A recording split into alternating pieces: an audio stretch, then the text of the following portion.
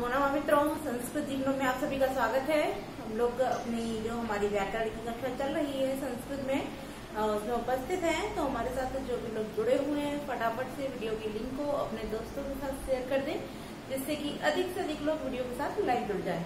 और जो लोग हमारे साथ लाइव जुड़े हुए हैं उनमें आशुतोष गुप्ता जी हैं, अजय गौड़, सिव्या राजपूत, शालिनी सिंह कठेरिया, शशिधर मिश्रा जी हैं, कामिनी देवी हैं, पूनम कुंजी भाभी शिक्षिका जी हैं, शैलेंद्र मौर्य जी हैं और प्रशांत यादव हैं। तो आप सभी लोग वीडियो की लिंक को अपने दोस्तों के साथ शेयर कर दें, जिससे कि अधिक से अधिक लोग वीडियो के साथ लाइव आ जाए।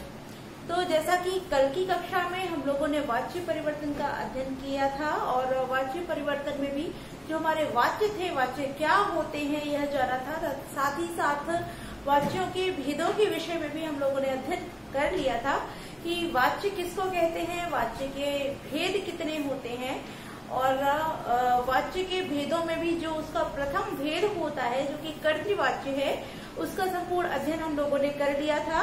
तो आज उससे आगे बढ़ते हुए जो उसी कक्षा में जो हमारा वाच्य का दूसरा भेद है, दूसरा प्रकार है, उसका अध्ययन करेंगे। तो वाच्य का दूसरा भेद हमारा था कर्मवाच्य। कौन सा है? कर्मवाच्य। ठीक है। वाच्य के भेदों में हम लोगों ने जाना था कि वाच्य के 3 भेद होते हैं, कर्तृवाच्य, कर्मवाच्य और भाववाच्य। साथ ही साथ वाच्य के अर्थ की बात करें तो अर्थ भी हम लोगों ने स्पष्ट कर लिया था कि वाक्य को कहने का जो विशेष ढंग होता है, जो तरीका होता है, वह वाच्य कहलाता है। ठीक है। तो इस प्रकार से वाच्य का अर्थ भी स्पष्ट हो गया और जो उसके प्रकार के भेद थे उनके विषय में जान लिया था और प्रथम जो भेद था उसका संपूर्ण अध्ययन कर लिया था। तो जैसा कि ट्रिक्स भी देते चले थे और साथ ही साथ मैंने इतने अच्छे से बता दिया था कि आप लोगों को अच्छे से समझ में आ गया होगा। तो आइए हम लोग हमारा जो उसी क्रम में दूसरा भेद है कर्मवाच्य, आज कर्मवाच्य का अध्ययन करेंगे। तो कर्मवाच्य क्या होता है इसके विषय में जानते हैं। तो सबसे पहले वाच्य तो हम लोगों ने जान लिया कि वाक्य को कहने का विशेष ढंग या एक विशेष तरीका ही वाच्य कहलाता है। अब कर्मवाच्य क्या होता है? तो जिस वाक्य में कर्म की विशेषता या कर्म की प्रधानता होती है वह कर्मवाच्य कहलाता है। अर्थात जिस वाक्य में सब कुछ, अर्थात जो हमारा कर्म होता है वही पूर्णतः महत्वपूर्ण होता है, वही प्रधान होता है, उसी की महत्ता रहती है, वही प्रमुख होता है। तो जो कर्म होता है, कर्म की महत्ता प्रमुखता के कारण ही जो वाच्य होता है वह कर्मवाच्य कहलाता है। ठीक है। स्पष्ट हो गया होगा कि कर्मवाच्य क्या होता है कि जिस वाक्य में कर्म की प्रधानता होती है। ठीक है। शॉर्ट में लिखते चलते हैं क्योंकि बहुत लंबा हो जाएगा, नहीं तो आप लोग समझ सकते हैं कि जिस वाच्य में कर्म की प्रधानता होती है वह कर्मवाच्य कहलाता है। और इसी प्रकार से जैसे हम लोगों ने कर्तृवाच्य का अध्ययन किया था, तो कर्तृवाच्य में क्या था? जहाँ कर्ता की प्रधानता थी वह कर्तृवाच्य था, किंतु जब हम कर्मवाच्य की बात करते हैं तो जहाँ कर्म की प्रधानता होती है वह कर्मवाच्य कहलाता है। ठीक है। अब जब यहाँ कर्मवाच्य की प्रधानता हो गई तो कर्मवाच्य हो गया। अब यहाँ क्रिया की भी बात कर लेते हैं। यहाँ जो क्रिया है वह कर्म के अनुसार तो होगी, क्योंकि कर्म की प्रधानता है। जब कर्ता की प्रधानता थी तो जो क्रिया हमारी प्रयुक्त हो रही थी वह कर्ता के अनुसार हो रही थी। अब यहाँ जो हमारे कर्मवाच्य में क्रिया होगी वह क्रिया कर्म के अनुसार ही प्रयुक्त होगी। अर्थात क्योंकि कर्म की ही महत्ता है, तो जब कर्म की महत्ता होगी तो जो क्रिया होगी वह किसके अधीन होगी? तो वह क्रिया हमारी कर्म के ही अधीन होगी। अर्थात कर्म जो हमारा है जिस पुरुष में होगा, जिस वचन में होगा, क्रिया भी हमारी उसी पुरुष और उसी वचन में प्रयुक्त की जाएगी। ठीक है। स्पष्ट हो गया होगा। चलिए अब यहाँ भी हम उदाहरण के द्वारा ही देखते हैं। जैसे कि हम लोगों ने कर्तृवाच्य में जो उदाहरण दिया था हम उसको वहीं लेते हैं। ठीक। तो रामेण पुस्तकम पठ्यते। रामेण पुस्तकम पठ्यते, यह जो उदाहरण है किस वाच्य का उदाहरण है, आप लोग फटाफट से कमेंट कीजिए। और हम लोग चलिए इसका विवरण भी करते चलते हैं कि रामेण पुस्तकम पठ्यते, यह जो हमारा वाक्य है ये कर्तृवाच्य का है या कर्मवाच्य का है, आप लोग कमेंट कीजिए। और फिर हम लोग देखते हैं कि यह जो हमारा वाच्य है वह कौन सा है। तो आप लोग जल्दी जल्दी कमेंट कीजिए, सभी लोग उत्तर अवश्य दिया कीजिए, क्योंकि मैंने पहले भी कहा है यदि आपको कोई सूत्र नहीं आता है, कोई चीज नहीं आती है, लेकिन आप जब उसको लिख करके कमेंट करते हैं तो आपको वह चीज याद हो जाती है, इसलिए आप लोग लिखकर कमेंट अवश्य किया कीजिए। चलिए, तो हमारे साथ जो पूनम कुंज भावी शिक्षिका जी जुड़ती हैं, वह प्रतिदिन मैं देखती हूँ क्लास में जब भी लाइव रहती हैं, तो वह कमेंट अवश्य करती हैं और सूत्रों को साथ ही साथ उदाहरण को भी कमेंट करके बताती हैं। तो आप लोग भी कमेंट कीजिए। तो अब जैसा कि हम लोगों ने यहाँ लिखा है रामेण पुस्तकम पठ्यते, यहाँ पर आप देख रहे होंगे राम जो हमारा है वह क्या, जैसा कि हम लोगों ने कर्तृवाच्य का जो वाक्य बनाया था उसको भी यहाँ लिख लेते हैं। ठीक है, यहाँ लिख देते हैं रामः पुस्तकम पठति।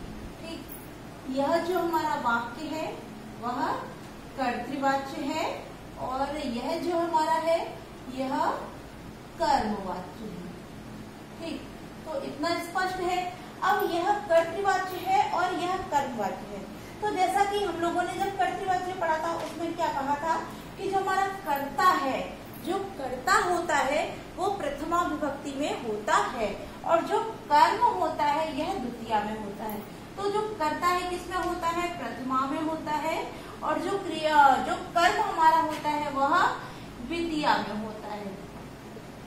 और इसकी जहाँ जो क्रिया लगी हुई है, क्योंकि राम प्रथम पुरुष एक वचन का कर्ता है, तो यहाँ जो क्रिया हमारी पठति प्रयोग की गई है यह भी इस राम के अनुसार ही प्रयोग की गई। तो यहाँ क्या हो गया, पठति किसके अनुसार लगी है, रामा के अनुसार लगी है। यहाँ इस क्रिया में भी प्रथम पुरुष एक वचन की ही क्रिया है। तो यह जो क्रिया किसके अधीन हो गई, कर्ता की, और जब कर्ता के अधीन हो गई तो यहाँ कौन सा वाच्य हो गया, कर्तृवाच्य हो गया। ठीक है, अब यहाँ हमने लिखा है रामेण पुस्तकम पठ्यते। तो यहाँ पर आप देख रहे होंगे रामेण में प्रथमा विभक्ति तो नहीं है, और जो प्रथमा विभक्ति नहीं है तब यहाँ जो अर्थात जो कर्म है हमारा, इस कर्म में कौन सी विभक्ति है, तो इस कर्म में हमारे यहाँ पर प्रथमा विभक्ति प्रयोग की गई है। कौन सी है, प्रथमा। अब वैसे तो आप लोग समझ रहे होंगे, किंतु कुछ छात्र हमारे साथ ऐसे भी जुड़ते हैं जो लोग पहली बार इस चीज को पढ़ रहे हैं, तो वो लोग यहाँ देख रहे होंगे कि यहाँ पर भी पुस्तकम है और यहाँ पर भी पुस्तकम है, फिर यहाँ पर प्रथमा और यहाँ पर द्वितीया किस प्रकार से हो गई। तो मैं आप सभी को बता दूं कि जो नपुंसक लिंगवाची शब्द रूप होते हैं वह प्रथमा विभक्ति और द्वितीय विभक्ति एक जैसे रहते हैं, जैसे फलम फले फलानी, पुस्तकम पुस्तके पुस्तकानी। ठीक है, तो इस प्रकार से प्रथमा और द्वितीया के एक जैसे ही रूप रहते हैं, किंतु यहाँ जब हम कर्मवाच्य बनाएंगे तो कर्मवाच्य में जो कर्म होगा वह उक्त हो जाएगा, अर्थात उसमें प्रथमा हो जाएगी। ठीक है, तो यहाँ जो पुस्तकम है यहाँ प्रथमा है और यहाँ जो पुस्तकम है यहाँ द्वितीया है। ठीक, तो समझने के लिए इतना पर्याप्त है, इसको हम हटा देते हैं। अब इसको क्लियर करते हैं।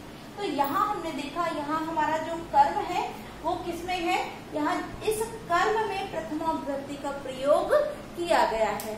और यहाँ जो हमारा कर्ता था, यह जो राम था जो कर्ता था, जब कर्ता था तो इसमें प्रथमा होनी चाहिए थी, किंतु यहाँ कर्म को क्या किया इन्होंने, अनुक्त कर दिया, वो सॉरी उक्त कर दिया। क्या किया, उक्त कर दिया। ठीक, कर्ता कर्म को इन्होंने उक्त किया और यहाँ जो कर्ता था उसको क्या किया, उसको अनुक्त कर दिया। ठीक है, तो जब कर्म को उक्त किया जाएगा तो वहां पर प्रथमा हो जाएगी, और जब कर्ता को अनुक्त किया जाएगा तब वहां पर करण कारक अर्थात तृतीया विभक्ति हो जाती है। और तृतीया जब हो जाती है तो यहाँ कौन सा हो गया हमारा, तृतीया विभक्ति। ठीक है, अब यहाँ आपने देखा कि प्रथमा किस है, प्रथमा जो विभक्ति है वो किस में लगी है, कर्म में। जब कर्म में प्रथमा विभक्ति लगी है तो कर्म क्या हो गया, उक्त हो गया। उक्त होने के कारण यहाँ पर प्रथमा हो गई है। ठीक, अब यहाँ हमने देखा कि यहाँ हमारी जो क्रिया है यह क्रिया इस नीचे वाले वाक्य में जो कर्तृवाच्य वाला वाक्य था उसमें क्रियाकर्ता के अनुसार लगाई जा रही थी, अर्थात कर्तृवाच्य में जो क्रिया थी वह कर्ता के अधीन थी और कर्ता के अधीन थी तो कर्ता के अनुसार लगाई जा रही थी और तब वहां पर कर्तृवाच्य बन रहा था क्योंकि वहां पर कर्ता की प्रमुखता थी। किंतु जब कर्मवाच्य में क्रिया लगाई जाएगी तो क्योंकि कर्म की प्रधानता है और जब कर्म की प्रधानता रहेगी तो जो क्रिया होगी वो किसके अनुसार होगी, वह कर्म के अनुसार होगी। तो जब कर्म के अनुसार होगी तो यहाँ हमारी जो क्रिया है वह क्या हो गई, पठ्यते, अर्थात पुस्तकम पठ्यते, यानी कि पुस्तक एक वचन है, प्रथम पुरुष का एक वचन होने के कारण यहाँ पर जो हमारी पठ्यते क्रिया है यह कर्म का अनुसरण करते हुए, कर्म की प्रधानता को मानते हुए कर्म के अनुसार ही यहाँ पर पठ्यते हो जाता है। ठीक है, अब हो सकता है कि आप लोग थोड़ा सा कंफ्यूज हो रहे हो कि यहाँ हम कैसे मान लें कि यहाँ जो क्रिया है वह इस कर्म के ही अनुसार है। तो इसके लिए हम क्या करेंगे, यहाँ पर थोड़ा सा चेंज कर देते हैं, थोड़ा सा हम इसको बदल देते हैं। यहाँ हम कर देंगे आपका मया। ठीक है, यहाँ हमने कर दिया मया पुस्तकम पठ्यते।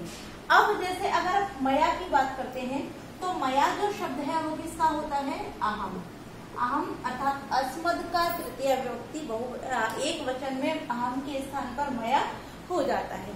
ठीक है, तो जब मया पुस्तकम पठ्यते हमने किया तो क्योंकि अहम का यहाँ पर प्रयोग किया गया और जो अहम है अर्थात जो मया रूप हमारा बन रहा है वो किस पुरुष का है, उत्तम पुरुष का है।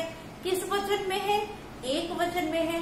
तो यहाँ अगर हम इस क्रिया में इसका अनुसरण कर रहे होते तो यहाँ जो पठ्यते शब्द है वह परिवर्तित, अर्थात वहां पर जो क्रिया है वो बदलती, किंतु नहीं बदली।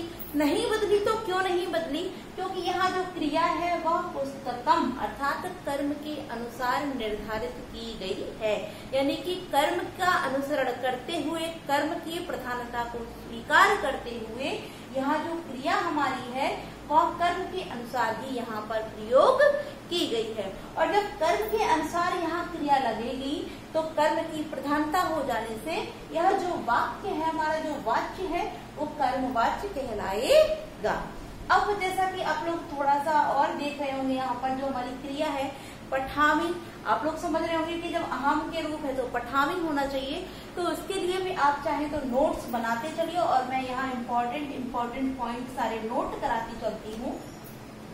आप लोग पॉइंट नोट करके यहाँ लिख सकते हैं। कर्मवाच्य में कर्म में प्रथमा विभक्ति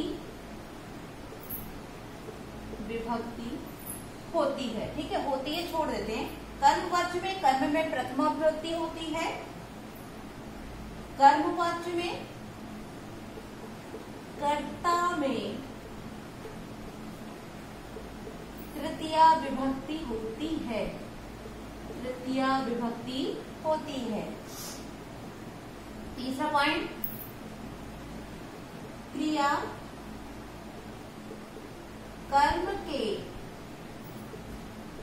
पुरुष और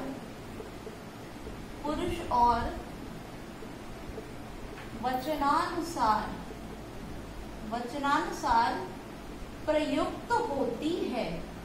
ठीक है, जो क्रिया है हमारी वो कर्म के पुरुष और वचन के अनुसार ही प्रयुक्त होगी।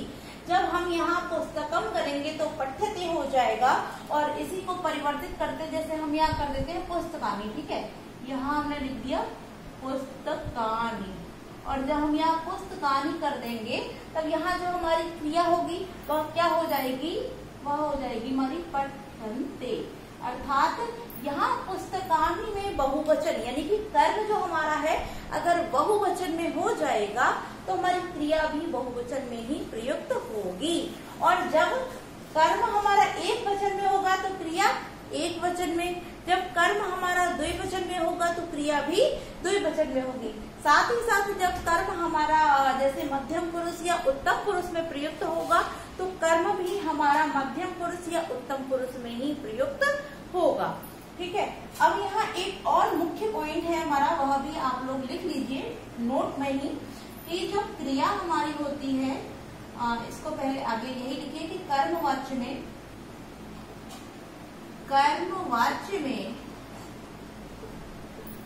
क्रिया आत्मनेपदी में होती है, आत्मनेपदी में होती है। ठीक है, अर्थात जो कर्तृवाच्य के हमारे वाक्य बनेंगे उसमें हमारी जो क्रिया है वो परस्मैपदी धातुओं में, अर्थात जो धातुओं के परस्मैपदी रूप होते हैं उसमें चलती है। जैसे पठति पठता पठन्ति, पठसी पठता पठति, पठामि पठावा पठामा। किंतु जब हम कर्मवाच्य में इन वाक्यों को परिवर्तित करेंगे तो जो हमारी क्रिया है वो परस्मैपदी में न होकर किसमें हो जाएगी, आत्मनेपदी में हो जाती है। और जब वह हमारी आत्मनेपदी में हो जाएगी तो फिर रूप कैसे चलेंगे, तो चलेंगे पठ्यते पठ्यते पठ्यन्ते, पठ्यसे पठ्यते पठ्यद्वे, पठ्यते पठ्ये पठ्यावहे पठ्यामहे। ठीक है, तब यहाँ रूप हमारे आत्मनेपदी में चलेंगे, परस्मैपदी में नहीं चलेंगे। तो ये हमारे कुछ मुख्य पॉइंट हो जाते हैं कर्मवाच्य के लिए। तो आप लोग चाहे तो स्क्रीनशॉट ले लीजिए और चाहे तो आप लोग नोट्स बनाते चलिए। नोट्स बनाते चलेंगे तो आपके लिए बहुत अच्छा रहेगा, क्योंकि स्क्रीनशॉट हो सकता है कि आप लोग ध्यान ना दें उस पर, किंतु जो आपके नोट्स बने हुए होंगे आप उससे पढ़ सकते हैं। ठीक है, तो कर्मवाच्य में पहला पॉइंट क्या हो गया कि कर्म की प्रधानता होती है, और जब कर्म की प्रधानता होती है तो कर्मवाच्य में जो हमारा कर्म होता है, कर्म में प्रथमा विभक्ति होती है। कर्मवाच्य में जो कर्ता होता है, कर्ता में तृतीया विभक्ति होती है। क्रिया कर्म के अनुसार पुरुष और वचनानुसार ही प्रयुक्त होती है। साथ ही साथ कर्मवाच्य में क्रिया आत्मनेपदी में प्रयोग की जाती है। ठीक है, इतना स्पष्ट हो गया होगा।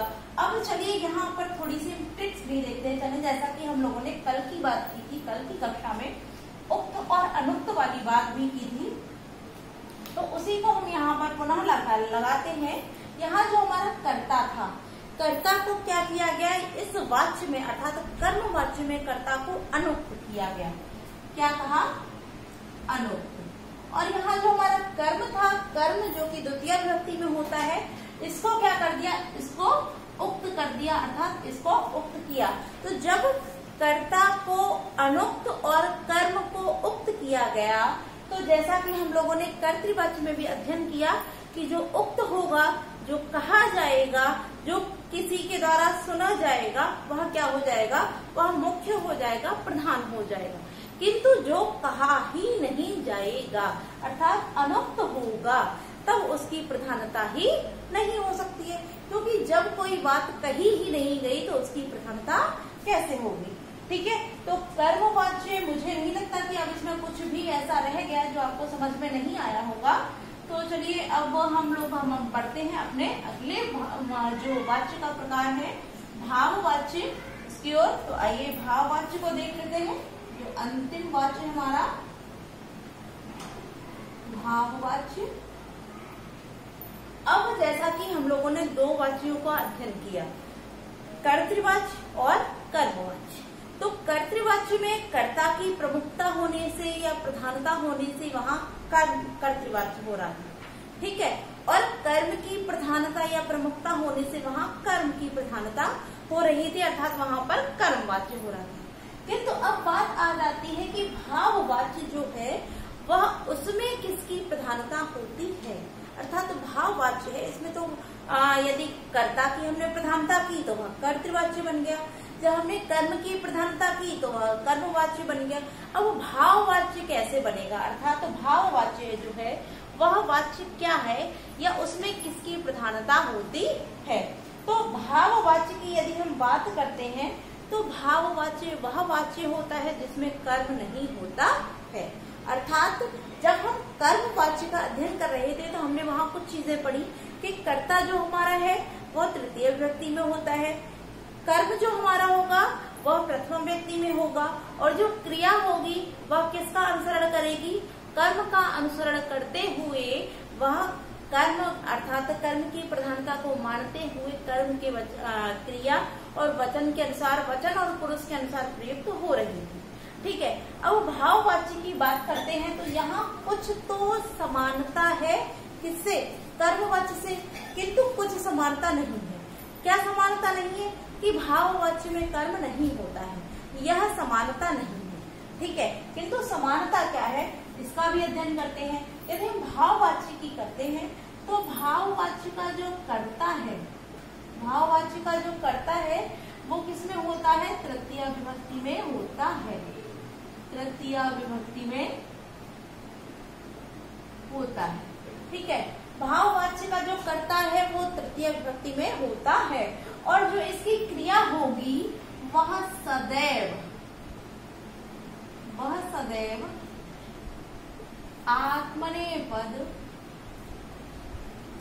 आत्मनेपद किसमें, एक वचन में होगी, एक वचन में होती है।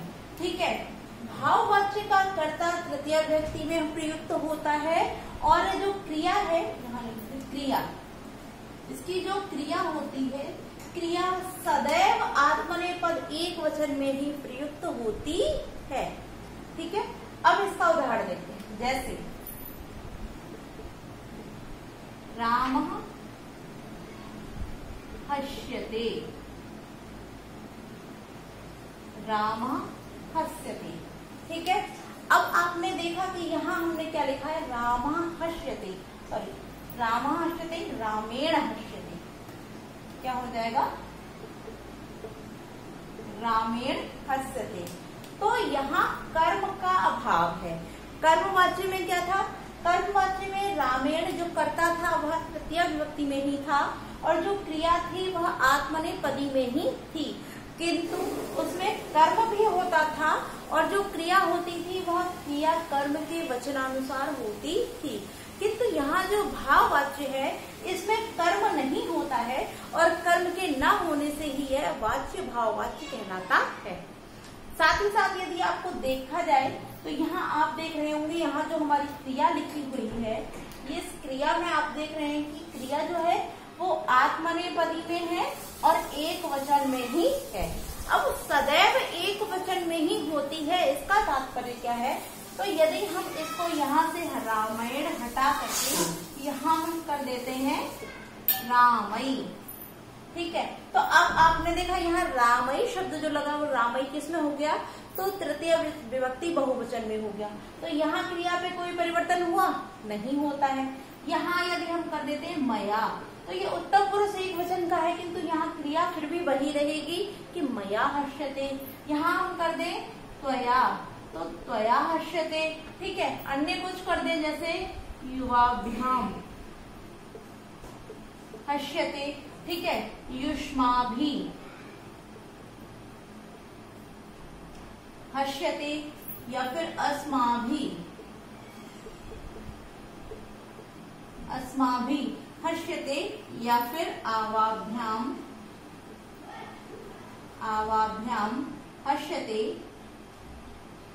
ठीक है, आवाभ्याम हर्ष्यते या फिर हम कर दें रामाभ्याम, क्या कर दें, रामाभ्याम हर्ष्यते। ठीक है, आप यहाँ कोई सा भी कर्ता लगा सकते हैं। हर्ष्यते, त्वया हर्ष्यते, रामई हर्ष्यते, मया हर्ष्यते, युवाभ्याम हर्ष्यते, रामाभ्याम हर्ष्यते, आवाभ्याम हर्ष्यते, अस्माभि हर्ष्यते, युष्माभि हर्ष्यते। अर्थात कोई भी रूप लगाइए, चाहे वो प्रथम पुरुष के एक वचन द्विवचन बहुवचन हो, चाहे मध्यम पुरुष के एक वचन द्विवचन बहुवचन हो, चाहे उत्तम पुरुष के एक वचन द्विवचन बहुवचन हो, किंतु जो हमारी क्रिया है वो किसमें रहेगी, वो एक वचन में ही होगी। और जब क्रिया एक वचन में ही होगी, इसका कर्ता से कोई लेना देना नहीं होगा। तो यहाँ हमारी जो क्रिया है वह कहती है कि कर्तृवाच्य में तो आपने कर्ता का अनुसरण कराया, कर्मवाच्य में कर्म का अनुसरण कराया, किंतु भाववाच्य में हम किसी का भी अनुसरण नहीं करेंगे। तो जब क्रिया क्रिया किसी का भी अनुसरण नहीं करती है तो कौन प्रधान हो जाएगा, क्योंकि यहाँ कौन बदल रहा है, यहाँ युष्माभि युवाभ्याम मया रामई त्वया अस्माभि अवाभ्याम रामाभ्याम, ये सारे शब्द बदल रहे हैं किंतु क्रिया वहां की वही है। और जब क्रिया वहां की वही है तो यहाँ किसकी प्रधानता हो जाती है, क्रिया की।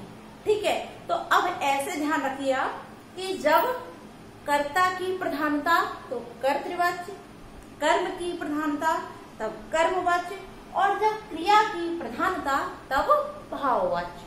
स्पष्ट हो गया होगा, अच्छे से समझ में आ गया होगा, और ट्रिक्स भी हमारी तैयार हो गई। यानी कि जब कर्ता प्रधान, चलिए इसको यहाँ एक तरफ लिख देते हैं,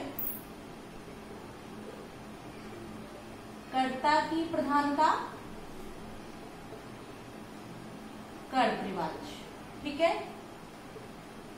कर्म की प्रधानता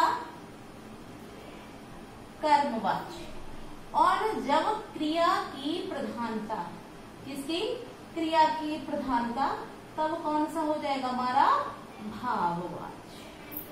ठीक है, अब मुझे नहीं लगता कि यहाँ इससे सरल कुछ हो सकता है। जिस वाक्य में कर्ता की प्रधानता हो जाए अर्थात क्रिया कर्ता के अनुसार प्रयोग की जाए, कर्ता के पुरुष वचन के अनुसार प्रयोग की जाए तो कर्तृवाच्य, कर्म की प्रधानता के अनुसार प्रयोग की जाए, कर्म के पुरुष वचन के अनुसार प्रयोग की जाए तो कर्मवाच्य, और जब क्रिया किसी के भी अनुसार प्रयोग न की जाए अर्थात क्रिया वही रहे और कर्ता बदलता रहे तो वहाँ क्रिया की प्रधानता होने से भाववाच्य हो जाता है। ठीक है, तो इस प्रकार से हमारे जो वाच्य के 3 भेद थे, तीनों भेदों की व्याख्या अच्छे से हो गई है। तो चलिए अब हम कुछ उदाहरण देते हैं और आप लोगों को कमेंट करके बताना है कि वह कौन सा उदाहरण है। और आपको, आप लोगों के लिए जैसा कि कल की कक्षा में हमने बोला था होमवर्क देंगे, तो वो होमवर्क ही समझ लीजिए, आप लोगों को होमवर्क करना है। किंतु कर्म वाच्य में थोड़ा सा हो सकता है कि आप लोगों को थोड़ा कंफ्यूजन में भी रहा हो, तो उसको एक उदाहरण द्वारा और हम क्लियर कर लेते हैं। जैसे हम लिखते हैं छात्रा छात्रः पुस्तकानि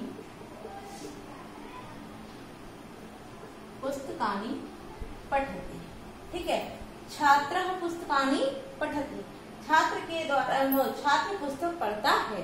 तो यहाँ हमारा यह जो वाक्य हो गया, यह जो वाच्य हो गया, यहाँ जो क्रिया हमारी है वो किसके अनुसार प्रयुक्त हुई, कर्ता के अनुसार। जब कर्ता के वचन के पुरुष के अनुसार यहाँ हमारी क्रिया प्रयुक्त हुई तो यह जो हमारा वाच्य है वो कर्तवाच्य हो गया।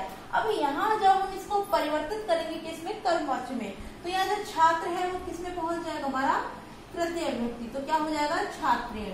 और जो पुस्तकानि यहाँ द्वितीय विभक्ति थी, इसमें कौन सी विभक्ति हो जाएगी, प्रथमा हो जाएगी, तो क्या हो गया हमारा पुस्तकानि। अब यहाँ आपने देखा, यहाँ जो क्रिया हमारी एक वचन में प्रयोग हो रही थी, एक वचन में क्यों हो रही थी, क्योंकि कर्ता हमारा एक वचन का था, इसलिए क्रिया भी हमारी एक वचन की प्रयुक्त हो रही थी। ठीक है, तो इस कारण यहाँ क्रिया एक वचन की थी, किंतु अब हम किसके अनुसार लगाएंगे, कर्म के अनुसार लगाएंगे। और जब कर्म के अनुसार लगाएंगे तो कर्म हमारा किसमें है, बहुवचन में है। जब कर्म हमारा बहुवचन में है तो यहाँ पर हमारी क्रिया भी किसमें हो जाएगी, बहुवचन में हो जाएगी। ठीक है, तो इस प्रकार से हमारा रूप बनेगा कि छात्रेण पुस्तकानि पठन्ते। ठीक है, स्पष्ट हो गया होगा। तो अब आपने देखा कि यह जो हमारा वाच्य है कर्तृवाच्य है, यह हमारा कर्मवाच्य है।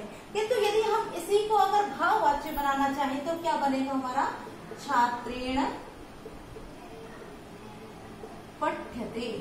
ठीक है, अब पठ्यते, क्योंकि हम लोगों ने भाववाच्य में जैसा कि पढ़ा कि क्रिया सदैव आत्मनेपदी एक वचन में ही रहती है, तो कर्ता तो हमारा तृतीय व्यक्ति में पहुंच जाएगा, किंतु कर्म का अभाव नहीं, अर्थात कर्म का अभाव होगा, कर्म होगा ही नहीं। और जब कर्म नहीं होगा तो हमारी जो क्रिया है वो एक वचन में ही होगी। तो इस प्रकार यह हमारा पहला उदाहरण कर्तृवाच्य का, दूसरा उदाहरण कर्मवाच्य का और तीसरा भाववाच्य का उदाहरण स्पष्ट है। ठीक है, तो यह तो थे हमारे सभी के एग्जाम्पल आप लोगों के समझने के लिए। अब मैं यहाँ कुछ वाक्य लिख रही हूँ, आप लोग फटाफट से कमेंट करते चलिए, मैं इनको बोर्ड पर लिखती जा रही हूँ, आप लोग कमेंट करते चलिए कि कौन कौन सा वाक्य कौन कौन सा वाच्य है। एक चीज और मैं बता दूं, जैसा कि अगर हम वाक्य लिखते हैं जैसे हरि वैकुंठे वसति। और इसको यदि वाच्य परिवर्तित करना है तो यहाँ जो हमारा हरि है इसमें तो तृतीया हो जाएगी, क्या हो जाएगा इसका, हरिणा। किंतु आप यहाँ देख रहे हैं वैकुंठे जो शब्द है वो कर्म नहीं है, अधिकरण में है, और अधिकरण जो है वो कभी भी परिवर्तित नहीं होगा, अर्थात बदलेगा क्या, कर्म बदलेगा, अधिकरण नहीं। तो यहाँ वैकुंठे का वैकुंठे ही रहेगा, और यहाँ वसति का जो हमारा है वह क्या हो जाएगा, उष्यते। ठीक है, अब उष्यते क्यों हो गया, तो जैसा कि हम लोगों ने संप्रसारण संज्ञा की बात की थी तो वह हमारी संप्रसारण संज्ञा होते हुए यहाँ पर उष्यते हो गया है। ठीक है, चलिए अब मैं कुछ उदाहरण लिख देती हूँ जल्दी से, आप लोग बताइए। जैसे रामः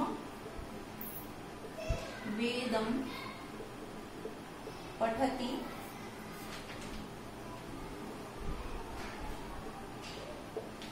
ईश्वरेण।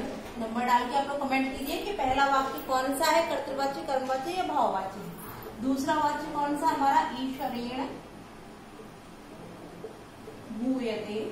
तीसरा वाक्य तै हर्ष्यते। चौथा वाक्य, चलिए बालेन चंद्रः दृश्यते।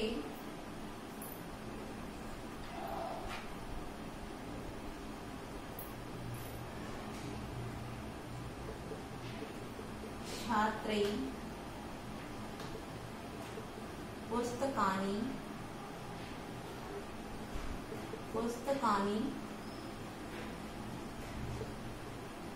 पठन्ते। छठवां वाक्य हमारा कन्या लिखती, और तुम पठसी। तो ये 7 वाक्य हमारे हो गए हैं, जो कि एक और लिख देते हैं, जैसे मयूरै नृत्यते, और